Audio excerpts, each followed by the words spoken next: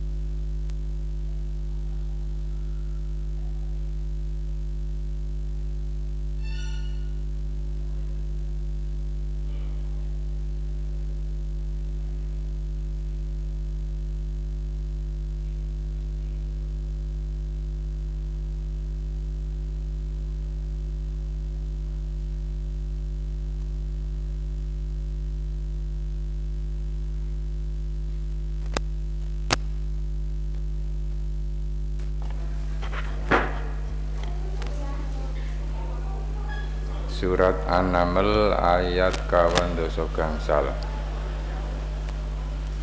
Assalamualaikum warahmatullahi wabarakatuh. Al-Fatihah. A'udzu billahi Bismillahirrahmanirrahim. Alhamdulillahi rabbil alamin. Ar-Rahmanir Rahim. Maliki yaumiddin. Iyyaka na'budu wa iyyaka nasta'in. Ihdinas siratal mustaqim. Siratal ladzina an'amta 'alaihim ghairil maghdubi 'alaihim waladdallin. Amin. Bismillahirrahmanirrahim. Walaqad arsalna ila Thamud akhahum salihan an i'budullaha fa idza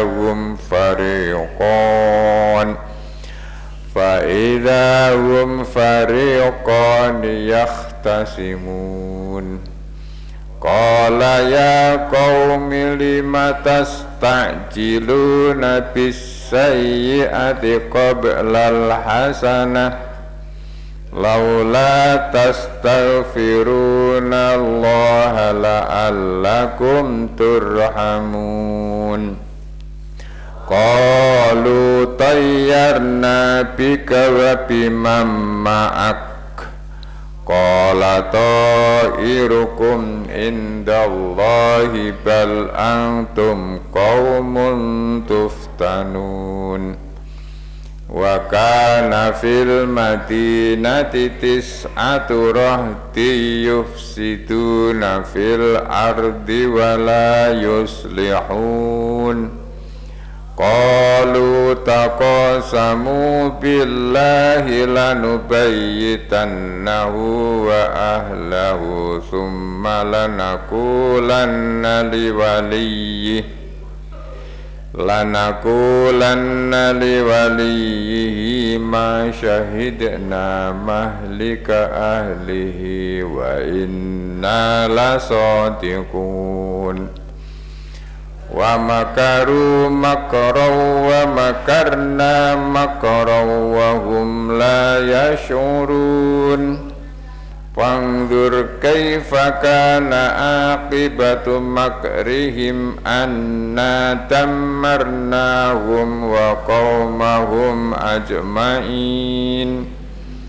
Fatilka buyutuhum khawiyatan bima zalamu.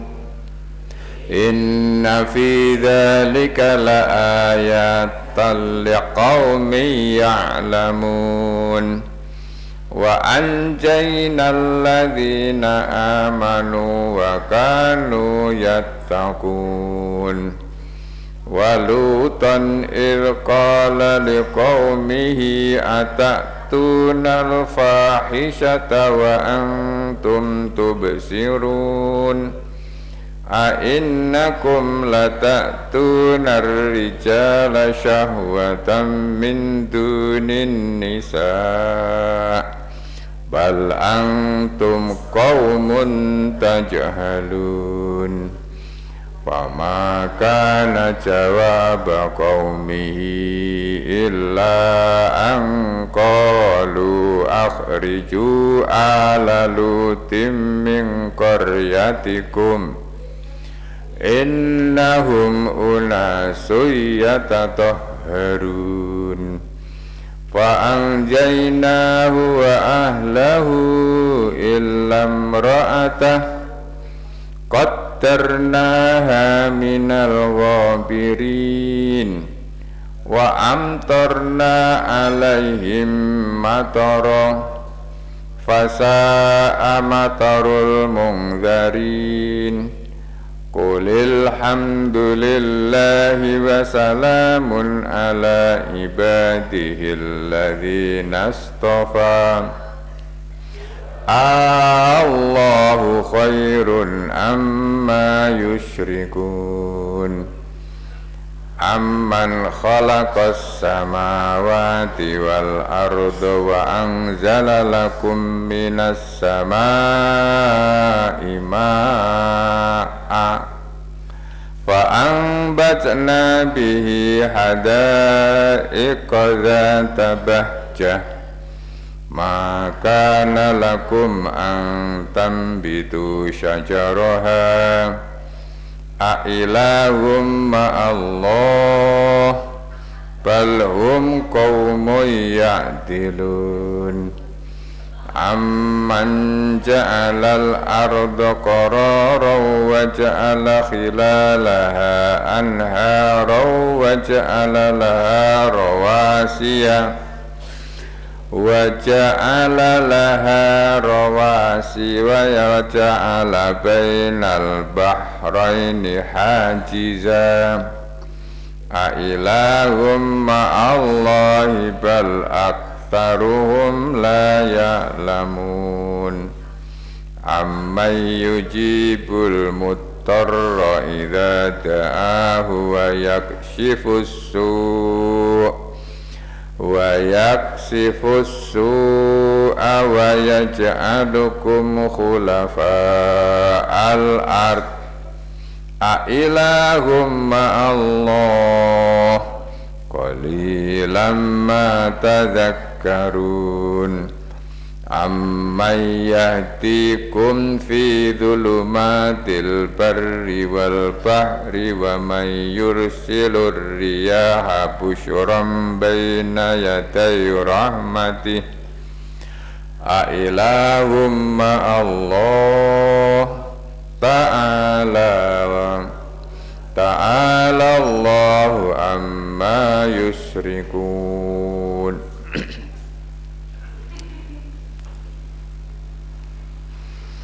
Alhamdulillahirabbil alamin wa bihi nasta'inu ala umuri dunya waddin. Asyhadu an la ilaha illallah wahdahu la syarikalah wa asyhadu anna Muhammadan abduhu wa rasuluhu la nabiyya ba'dah. Allahumma salli wa sallim wa barik ala Muhammadi wa ala alihi wa ashabihi ajma'in wa man tabi'ahum bi ihsanin ila yaumiddin yauma la yanfa'u malun wala banuna illa man atallaha biqalbin salim. Usikum wa nafsi bitaqwallah wa la tamutunna illa wa antum muslimun. Ibu-ibu ingkang minulya, bapak-bapak ingkang kinurmatan, alhamdulillah wa syukrulillah. Kita saged nglajengaken malih anggen kita sinau ing dalu menika. Sedaya menika namung saking izinipun Allah Subhanahu wa taala. Berbahagialah, bersyukurlah menawi kita ingkang dipun dadosaken paraga, pelaku, aktor, aktris, munculnya, terjadinya takdir Allah dalu menika. Namung sepeda malih iniki dereng dados ngamal soleh kita.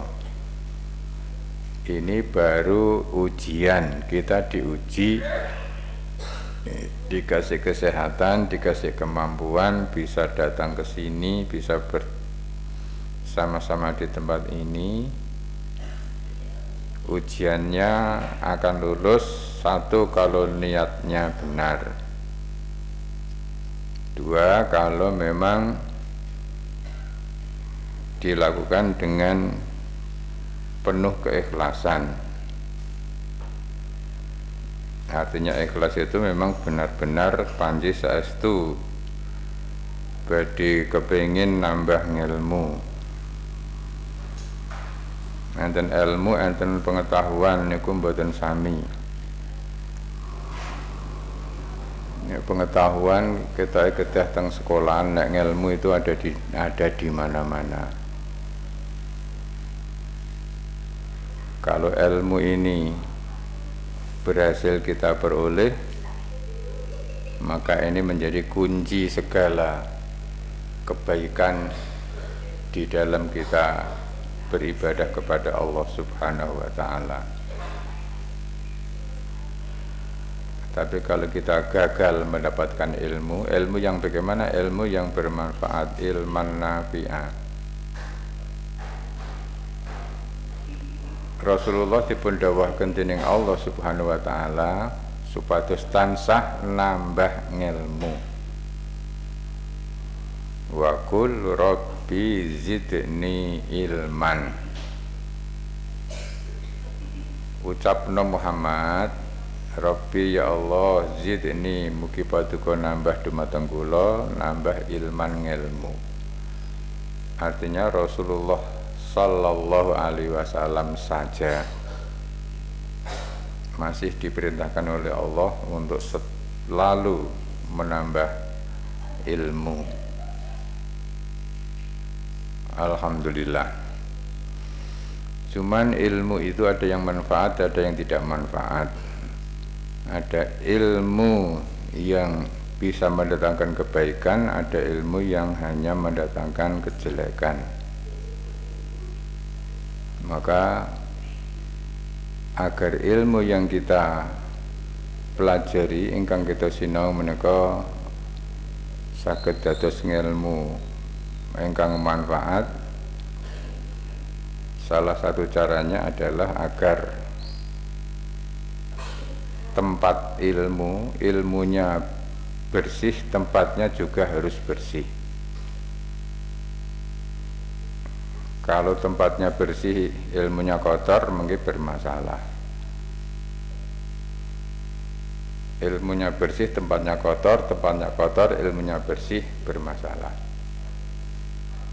Apa yang mengotori tempat ilmu? Yaitu segala perbuatan yang haram, yang diharamkan oleh Allah. Kadang-kadang kita memang sudah berhati-hati betul untuk tidak tersentuh oleh hal-hal yang haram. Tapi karena keterbatasan, entah sengaja entah tidak, tubuh ini kemasukan barang yang haram. Nah, ini kemudian bari dados permasalahan yang berkepanjangan ketika di dalam tubuh kita kemasukan barang sing haram. Karena yang banyak mencelakakan manusia yang celaka itu kebanyakan penyebabnya adalah ini dan ini, kata Nabi. Mulut dan di bawah perut. Di atas perut mulut, di bawah perut preso piyambak. Itu kebanyakan penyebab mendatangkan siksa. Contoh sehari-hari upaminipun, mungkin kita tidak sengaja yang kita makan, ini contoh kemauan, dan ini keseharian kita.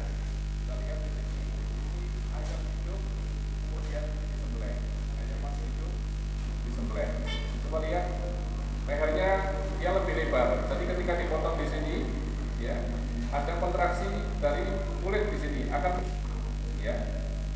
Kita lihat di sini, ini ayam hidup kemudian disembelih. Ayam masih hidup disembelih. Coba lihat lehernya dia lebih lebar. Tadi ketika dipotong di sini, ya, ada kontraksi dari kulit di sini akan melebar, ya.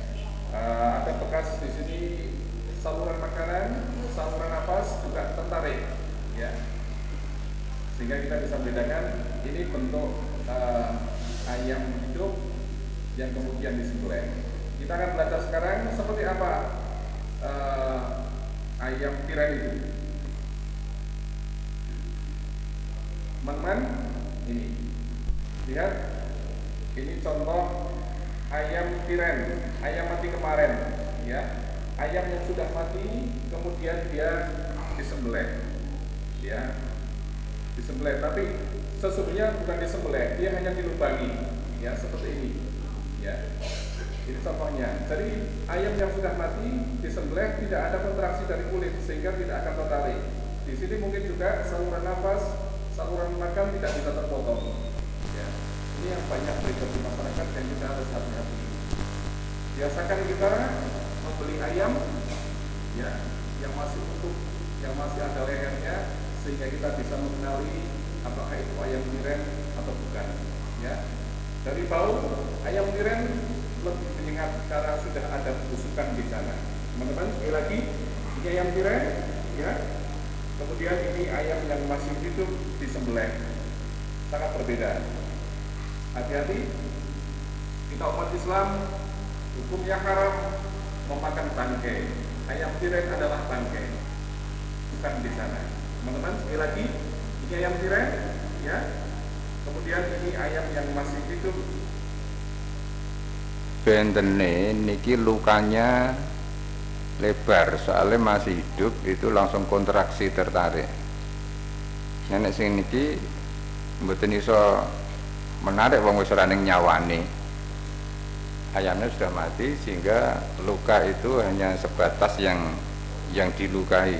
Tetapi ini karena masih ada nyawanya sehingga dia ngampet loro napa pripun niki, sehingga lebih lebar. Masya Allah. Ini kan kadang-kadang kita tidak sampai ke sana. Ketika kita apakah mengkonsumsi yang sudah matang di warung makan atau mungkin membeli daging-daging ayam yang sekarang marak itu. Masya Allah.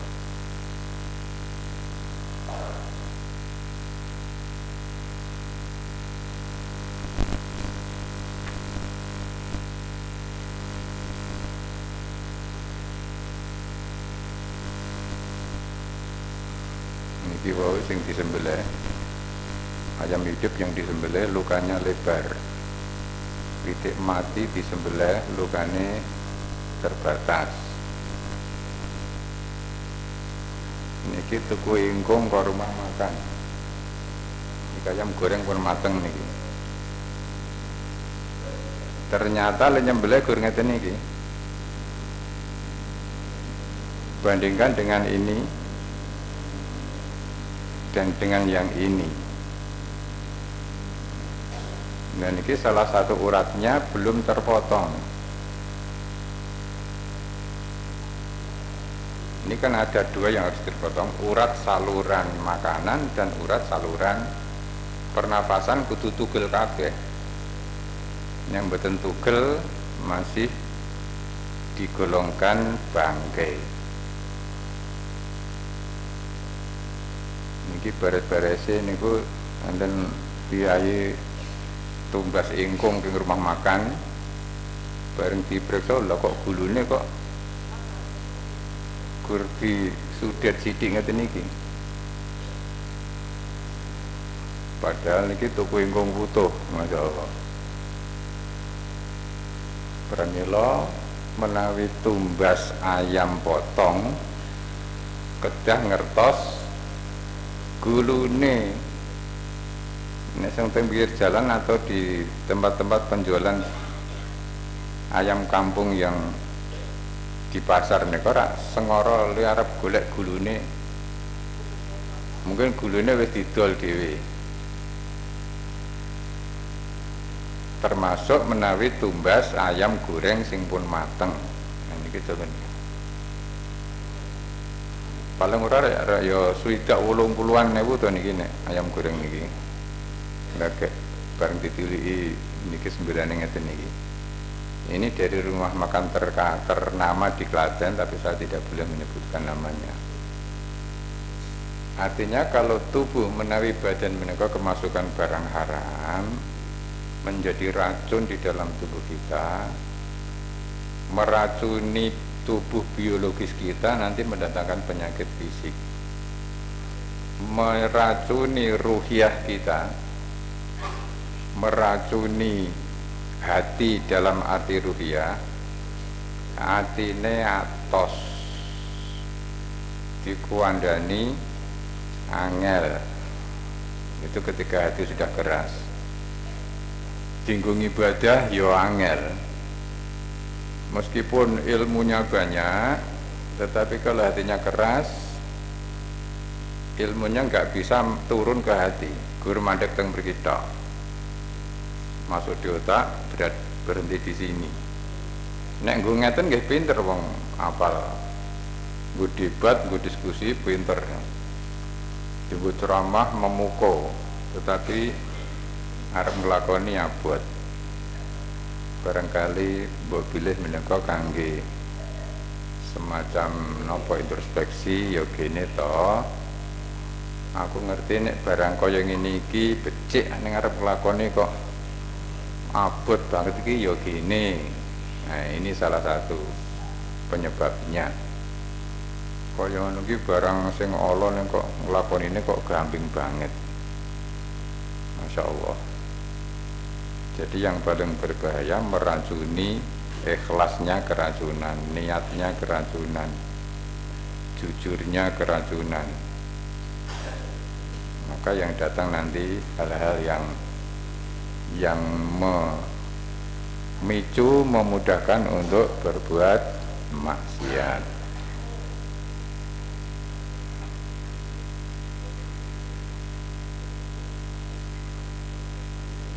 Ketuhanan yang berkebudayaan. Nah, ini ajeng digawe ngeten iki.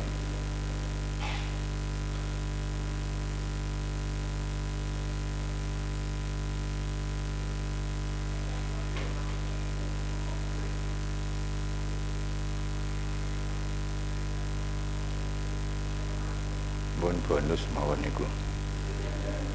Bapak Ibu, dalu menika kula nyuwun izin ajeng nyinau sejarah tentang asal usul munculnya PKI teng Indonesia. Kemudian asal usul kenapa kok le benci karo Arab, kok ngempet negara Arab dibenci, orang Arab dibenci. Salah iki apa? Asal usulnya piye kok sampai hari ini semakin meluas orang yang membenci dan diajak membenci Arab. sing korupsi Cina, sing ngurus kekayaan Amerika, sing berbuat zalim orang-orang jahatnya kok sing dikon benci orang Arab, orang yang melakukan ajaran-ajaran dari Arab yaitu agama Islam. Nyuwun ngapunten, nyuwun izin mbok pilih mengke panjenengan mboten rena matur mawon mengke terus kula pateni. Mboten napa-napa, soalnya banyak pengajian sing kula nyetel ngeten iki dhe mboten seneng. Seneng niku dijak Pak amalan nopo nek dipoco engko terus dosane entek. Niku seneng banget. Sing nek diwaca engko pintu neraka kabeh tutup, pintu swarga dibuka. Amalan nopo Pak? Niku laris nek ngeten iki do gila Pak. Pramila mungkin nek teng mriki mboten rena langsung kula pateni. Video ini kita ganti belajar yang materi yang lain.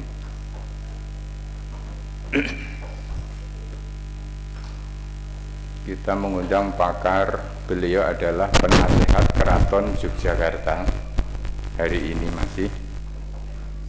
Kemudian juga anggota dan narasumber tetap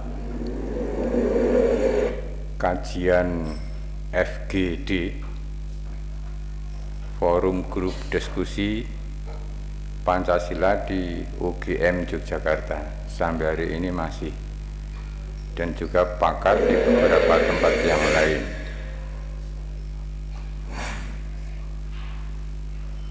Panjenengan sampun kenal. Assalamualaikum warahmatullahi wabarakatuh. Prayogine panjenengan ngasto pulpen dicatat karena nanti ada tahun-tahunnya. Ada tahun, ada tokoh. Dhisik sinau sejarah teng SMP nika guru arep golek biji. Padahal itu tidak penting. Sejarah itu yang penting apa yang terkandung di situ, mendatangkan bahaya apa, manfaat apa, kemudian apa yang akan terjadi, yang telah dan sudah terjadi dengan sejarah itu untuk kedepannya. Tetapi selama ini sejarah kudu mumetke murid, pelajarannya pirang-pirang wangel, linerangke ora cetha, nek pas ujian ya soalnya ya angel. Sehingga kita tertipu berkali-kali karena kita tidak tahu sejarah kita sendiri. Bismillahirrahmanirrahim. Alhamdulillahi rabbil alamin. Allahumma salli wa sallim wa barik ala sayyidina Muhammad wa ala alihi wa sahbihi ajma'in. Amma ba'd. Raditu billahi rabba wa bil islami dina wa bi Muhammadin nabiyya wa rasula. Rabbi zidni ilma warzuqni fahma. Amin. Alhamdulillah, bersyukur pada Allah pada sore hari ini kita dapat bersilaturahim dalam majelis jejak Nabi. Kali ini edisi khusus kita akan berbicara mengenai sejarah Partai Komunis Indonesia atau PKI. Kenapa kita perlu belajar tentang komunis? Karena Partai Komunis Indonesia adalah bahaya laten bagi negara dan bangsa Indonesia.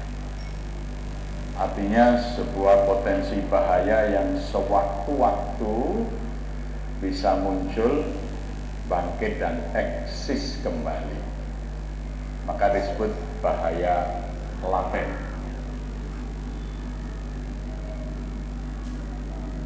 Keberadaan Partai Komunis Indonesia memang sejarahnya merupakan upaya pemerintah Hindia Belanda untuk melakukan politik divide et impera, karena pergerakan-pergerakan rakyat Indonesia sudah mulai terang-terangan menyatakan ingin lepas dari belenggu penjajahan.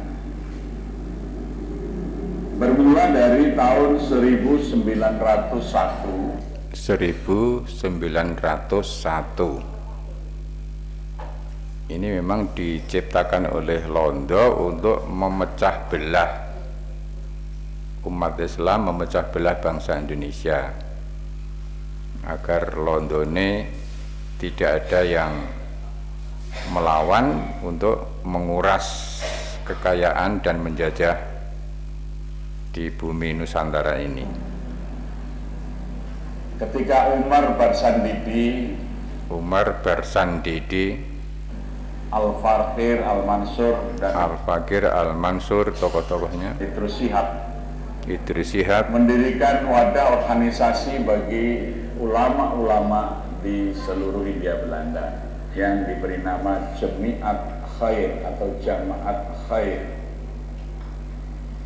Dan Jamaat Khair ini mampu menghimpun ulama-ulama Hindia Belanda, terutama yang ada di Jawa dan di Sumatera.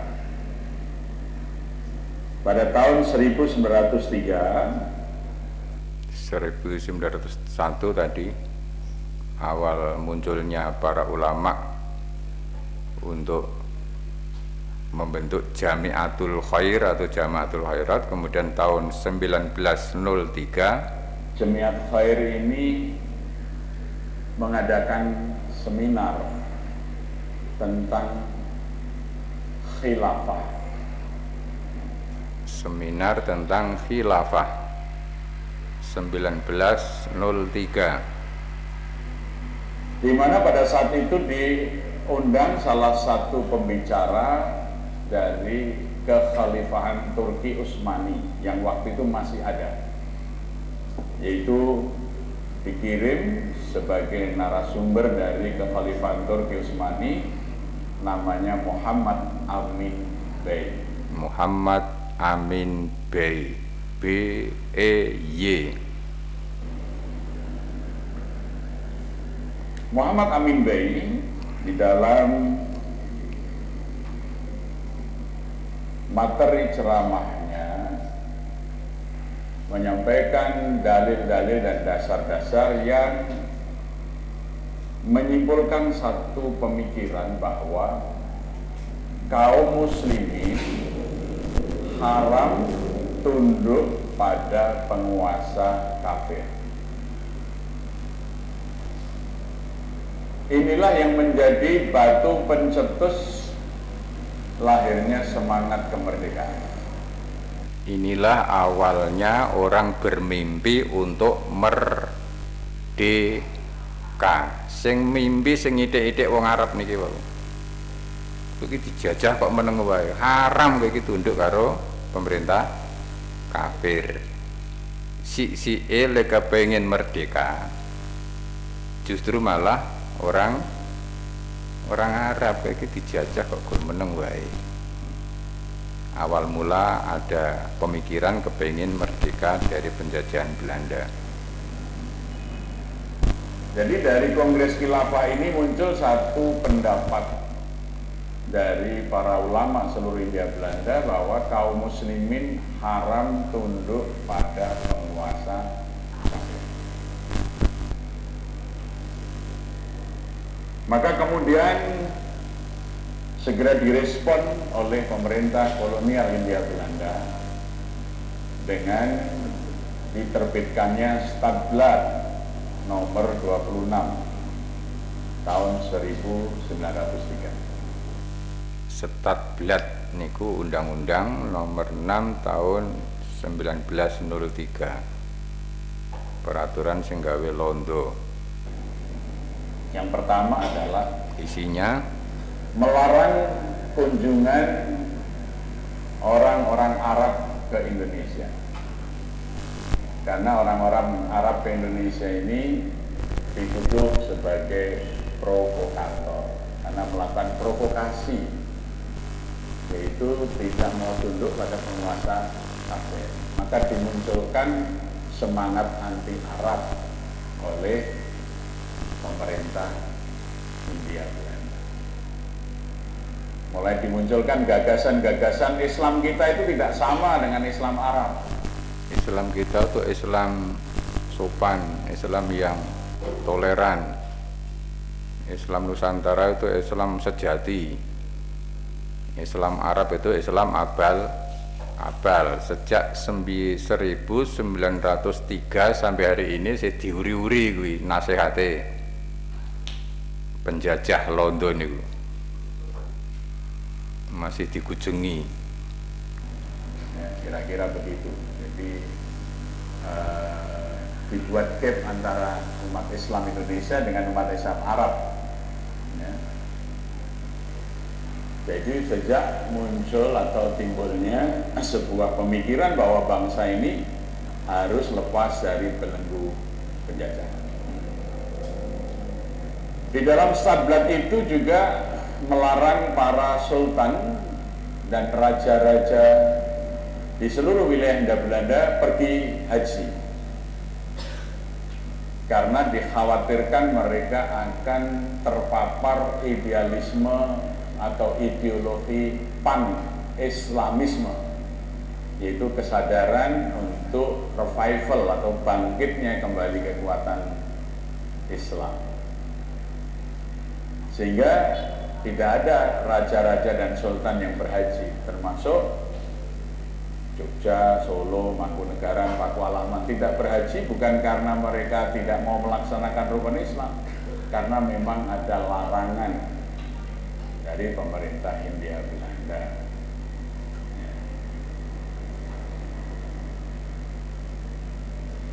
Kemudian yang ketiga, orang-orang yang pergi haji sepulang haji harus mencantumkan gelar haji di depan namanya, Termasuk dikon nganggo kedua haji. Niku sing ngakon nggih londo. Do taat nggih. Nek karo londo tine ha, nek kaji pisan nek kaji ping loro supaya file police, intel polisi Hindia Belanda bisa mengawasi kegiatan. ben gampang le ngawasi. Karena mereka melihat orang-orang yang pulang haji ini selalu membuat kegiatan yang mengkhawatirkan bagi stabilitas Hindia Belanda. Sehingga kalau gelar hajinya dipakai itu gampang dimonitor. Nampaknya sampai hari ini orang-orang kita masih suka melaksanakan Stadblad ini, pulang haji kartu namanya ganti, meskipun tidak berbuat apa-apa gitu ya. Dulu seorang Patih Madiun. Nah dari sini Patih Madiun ini nanti menjadi gurune Bung Karno, gurune Alimin, tokoh-tokoh. Ada yang tokoh nasionalisme, tokoh PKI, tokoh Islam lurus, itu dari ini Patih Madiun. Patih itu semacam sekda, orang kedua di Kabupaten Madiun. Karena ingin sempurna agamanya, dia milih mundur sebagai patih dan berangkat haji. Namanya Cokro Aminoto. Cokro Aminoto. Ini gurune Pak Karno nih. Pulang haji, dia berganti nama Omar Said. Karena diwajibkan pakai gelar haji, maka dikenal Haji Umar Said Cokro Aminoto. Pulang haji langsung dia mendorong Serikat Dagang Islam, karena waktu itu Serikat Dagang Islam ketika di situ di Solo sudah ada kumpulan juragan-juragan Islam, pedagang Islam, pedagang badik, yang membuat organisasi SDI, Serikat Dagang Islam. Itu menguasai ekonomi, dan itu juga menjadi ancaman bagi Belanda. Sedang kuat-kuatnya ekonomi umat Islam mendominasi industri tekstil terutama batik, ekonomi umat Islam melaju pesat. Bisa kita bayangkan pada waktu berjayanya Serikat Islam itu Haji Saman Hudi dengan tokohnya namanya Haji Saman Hudi, penghasilan seharinya itu 18.000 golden sedino. Usaha batiknya di Laweyan itu penghasilannya satu hari 18.000 golden. Sedangkan gaji Gubernur Jenderal Hindia Belanda itu hanya 3.800 golden sebulan. 3.800 golden sesasi. Pak Saman Hudi sedino 18.000 golden. Ini simbol kejayaan ekonomi Islam pada waktu itu, tahun 1903.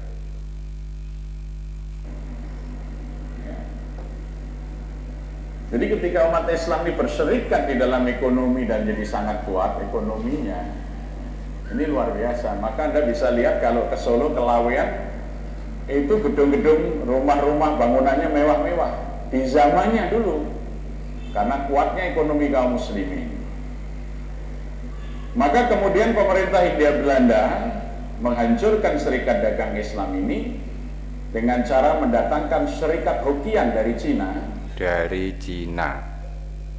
Didatangkan ke Indonesia untuk menghancurkan Serikat Dagang Islam, yang diberikan hak khusus untuk mengimpor bahan-bahan tekstil dan bahan perwarna batik serta lilin untuk batik, sehingga Serikat Dagang Islam ini tidak bisa lagi pulaan langsung ke luar negeri, dia harus beli dari Serikat Cina. Ini karena Undang-Undang Pabean yang diterbitkan oleh VOC atau pemerintah Hindia Belanda untuk melumpuhkan Serikat Dagang Islam, dan tahu yang dalam kultur berdagang persyarikatannya kuat adalah Cina, didatangkan serikat dari Hokian. Ya. Jadi kalau ekonomi syariah ini kuat luar biasa. Dengan kekuatan politik, Belanda menghancurkan Serikat Islam, menggandeng Serikat Cina, Serikat Hokian. Saya tidak tahu sekarang ini terulang atau tidak ketika ekonomi syariah tumbuh, tiba-tiba Cina hadir di Indonesia dengan segala ininya. Apakah ini merupakan pengulangan sejarah atau tidak, ya?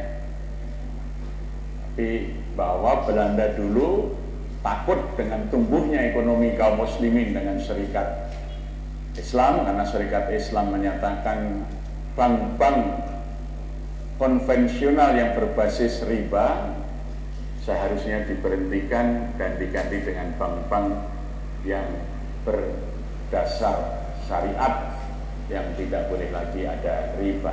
Nah, itu pernyataan Serikat Islam pada tanggal 30 Maret ya, tahun 1905.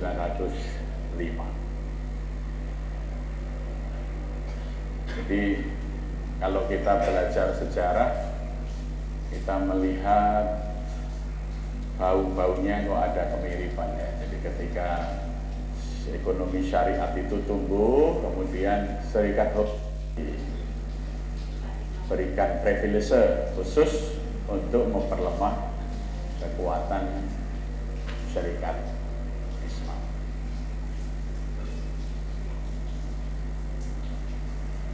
Maka kemudian Cokroaminoto ini mendorong agar kaum muslimin berpolitik, jangan hanya ngurus serikat dagang. Karena kalau tidak berpolitik kita tidak bisa mengambil keputusan.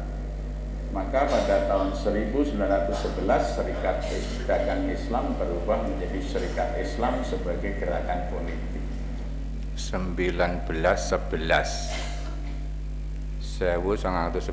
SDI yang tadinya organisasi dagang kemudian mengembangkan sayap menjadi partai politik Islam SI, Syarikat Islam, atas nasihat Pak HOS Cokroaminoto, Haji Oe Marsaid Cokroaminoto. Itu dorongan dari Cokro Aminoto yang kemudian menjadi tokoh sentral dari Serikat Islam itu sendiri. Ya. Jadi perjuangan ekonomi itu akan mudah ditaklukkan kalau tidak ada dukungan politik. Serikat Islam itu sudah sangat kuat jaringan ekonominya, tetapi ketika politik Hindia Belanda dengan keputusan mengatur pabean cukai, tidak boleh ada serikat yang memasukkan barang-barang impor terkait dengan bahan tekstil yang itu merupakan industri basic bagi Serikat Islam, kecuali hanya Serikat Cina. Nah, ini kan keputusan politik. Jadi kalau gerakan ekonomi tidak didukung oleh kekuatan politik, omong kosong katakan. Ya, maka umat Islam harus bangkit di bidang politik, membangun kekuatan politik bagi mendukung gerakan ekonomi, sosial dan lain sebagainya. Tumbuhlah kesadaran politik. Bahkan kemudian Serikat Islam sudah mulai menyatakan terang-terangan bahwa nasionalisme kebangsaan Indonesia yang bertujuan untuk kemerdekaan bangsanya adalah cita-cita paling tinggi dari Serikat Islam. Maka bendera Serikat Islam itu dulu gambarnya banteng ketaton, banteng dengan kepala miring karena ngamuk, ya, dilingkari bulan, bintang. Jadi benderanya gambarnya lengkap, banteng ngamuk, kemudian ada bulan bintang, ada bumi, ada pohon beringin genderanya. Karena dulu satu-satunya kekuatan politik Indonesia ya hanya satu, ini dadi siji, jadi satu.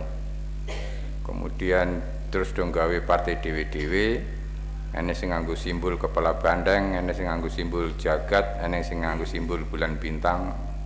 Itu tadinya satu bendera isine gambar-gambar itu. Dengan semboyan Joyo Kuwoso, artinya kalau kita sukses kita berkuasa. Maka partai-partai turunannya itu seperti Bung Karno mendirikan PNI, dia ambil kepalanya saja, jadi kepala banteng ngamuk itu ya, PNI ya. Masumi ambil bulan bintangnya, NU ambil buminya, itu semuanya turunan dari Serikat Islam. Maka kemudian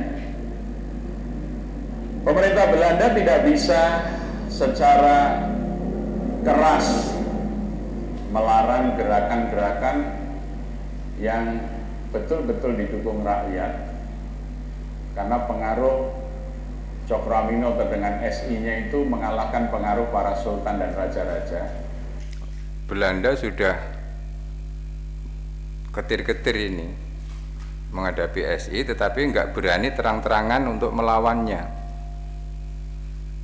karena pengaruh Pak Cokro Aminoto itu sudah meluas kepada raja-raja. Dulu negara republik itu tidak ada, Pak, di dunia ini. Adanya adalah kerajaan-kerajaan. Ini otaknya Yahudi terus digawekin negara republik ini, negara-negara ini untuk diatur mereka, terus dinai racun yang namanya demokrasi itu. Dulu kan raja-raja Islam di Indonesia pada waktu itu kan banyak, tidak hanya ratusan itu. Nah, ini untuk dilarang mengikuti SI, Londone ora wani terang-terangan, golek akal. Sehingga para sejarawan Belanda menyebut Cokro Aminoto adalah Raja Jawa tanpa mahkota. Maka kemudian Belanda mengambil strategi divide et impera. Militansi anggota Serikat Islam itu harus diimbangi dengan kekuatan militan yang lain yang bisa memecah kekuatan Serikat Islam. Maka pada tahun 1913 pemerintah Hindia Belanda mendatangkan tokoh Partai Komunis Belanda ke Indonesia. 1913 Londo mendatangkan tokoh komunis dari negara Belanda di kok Indonesia, dijadikan karyawan di Indonesia. Itu pertama kali komunis masuk Indonesia, didatangkan oleh pemerintah Hindia Belanda, yaitu yang pertama adalah Dr. Abars, yang Dr. Abars namanya, kedua adalah Dr. Sneflit, yang kedua Dr. Sneflit. Dr. Sneflit. Yang Dr. Sneflit ini kemudian dipekerjakan pada perusahaan NIS, Nederlands Indisch Spoorwegen, perusahaan kereta api swasta Hindia Belanda yang kantor pusatnya ada di Semarang, di Lawang Sewu. Lawang Sewu niku cedak Tugu Muda niku. Proliman apa-apa niku. Proliman ana gedung lawangi pirang-pirang namanya gedung Lawang Sewu. Itu kantor kereta api swasta. Ya, itu namanya NIS, Nederlands Indisch Spoorwegen. Ya. Di situ serikat pekerjanya paling besar, maka kemudian Dr. Sneflit ini memegang pimpinan redaksi koran Serikat Pekerja Kereta Api, dan kemudian menjadi tokoh Serikat Buruh Kereta Api, dan kemudian dia mendekati tokoh-tokoh muda Serikat Islam seperti sekretarisnya namanya Alimin, Semaun. Ini nanti jadi tokoh-tokoh puncak PKI. Yang tadinya dia adalah sekretaris jenderalnya Pak Cokroaminoto di Sarekat Islam. Saking pintere Sneflit tadi itu, jejak diskusi, jak jagongan, jak rembugan, adu argumentasi. Darsono yang memegang kunci sekretariat Serikat Islam yang pusatnya di Semarang, dan meminjam tempat itu untuk mengadakan diskusi-diskusi tentang komunisme, yang akhirnya didirikanlah sebuah badan atau organisasi namanya ISDV, Social Demokratische Vereniging, yaitu gerakan Sosial Demokrat atau SOSDEM, Sosial Demokrat Hindia Belanda, organisasi serikat atau organisasi sosial demokrasi Hindia Belanda. Jadi belum ada tembung komunis, tembungnya sosial demokratis, sehingga menarik sekali kepada intelektual muda untuk memperjuangkan bangsanya. ISDV, Indische Social Demokratische Vereniging, yang kemudian banyak pengurus Serikat Islam yang muda-muda itu bergabung di dalamnya, dan kantor ISDV numpang di kantor Serikat Islam di Semarang. Maka kemudian anggotanya makin banyak. Anggota Serikat Islam yang muda ini sebagian besar merangkap sebagai anggota ISDV. Waktu itu belum nyata-nyata mengatakan komunis, tapi sosial demokrasi, SOSDEM. Maka para pengamat ideologi menyebut semua gerakan SOSDEM adalah komunis muda. Artinya SOSDEM itu pasti ujungnya nanti komunis. Ini baru awal komunis muda, ya. Isunya sosialisme demokrasi. Dulu di Indonesia pernah digerakkan SOSDEM ini, siapa tokohnya? Abdurrahman Wahid. Itu dulu mendirikan SOSDEM di tahun 80-an, ya. Jadi SOSDEM itu sebetulnya merupakan gerakan awal untuk menyebarkan paham komunis. Menarik pertama adalah sosial dan demokrasi. Bagaimana membangun kekuatan demokrasi melalui basic sosialisme. Dan ini yang menjadi ideologi Nasakom, nasionalis agama komunis, kabinet Soekarno yang didukung oleh PKI, PNI, dan NU pada waktu itu. Maka di dalam Mars Nasakom kan jelas itu.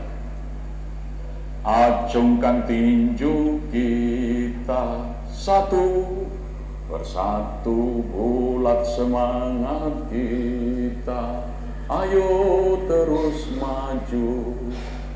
Nasakom bersatu, singkirkan kepala batu. Nasakom satu cita, sosialisme pasti jaya. Nah, jadi ujung dari lagu Nasakom itu sosialisme pasti jaya. Nah, muncul Resopin, revolusioner, sosialisme, kepemimpinan, demokrasi terpimpin. Ya. Resopin, Resopin, revolusi Agustus 45. Resopin, Resopin, sosialisme cinta negara. Kita butuh pimpinan yang jujur, rakyat pasti hidup adil makmur. Resopin, Resopin, maju maju Resopin.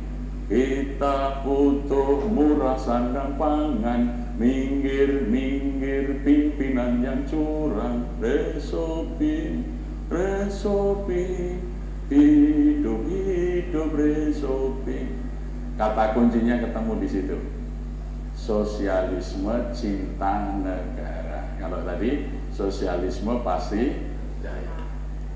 Ya. Jadi in diese Sozialistische Demokratische Vereniging. Sehingga ketika NTICO itu singkatan National Indische Congress, muktamarnya Serikat Islam yang keempat pada tahun 1921. Tadi masuknya 1913. Tokoh PKI didatangkan ke Indonesia. 13 sekarang 1921 SI mengadakan Kongres Syarikat Islam.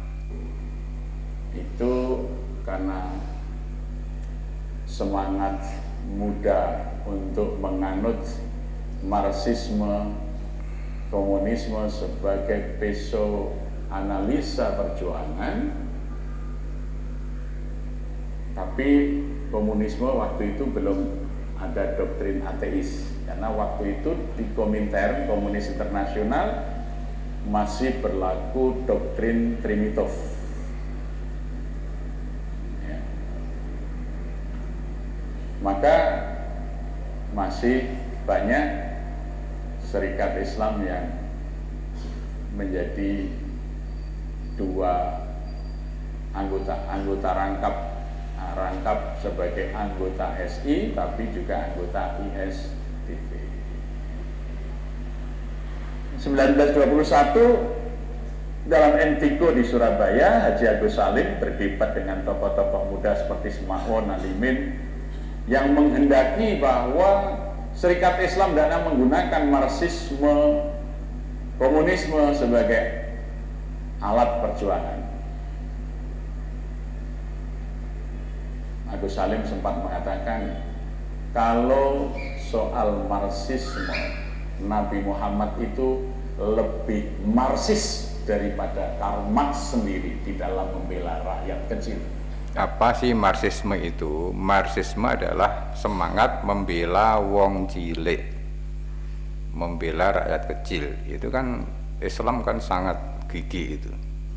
Maka Kiai Haji Agus Salim, Nabi Muhammad lebih Marxis dibanding Karl Marx tokohnya itu di dalam membela masyarakat kecil dan orang miskin. Maka kemudian 1921 itu diperlakukan larangan rangkap keanggotaan.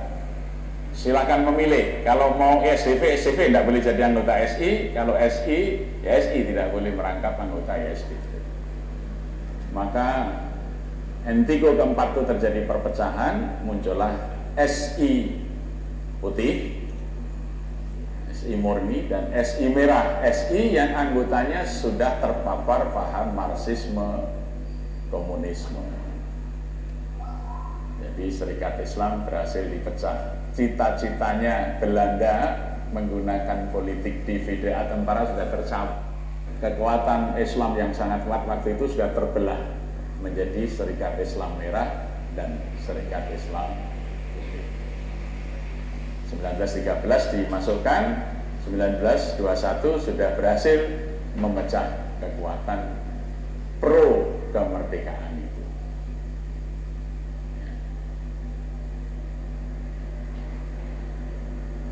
Kemudian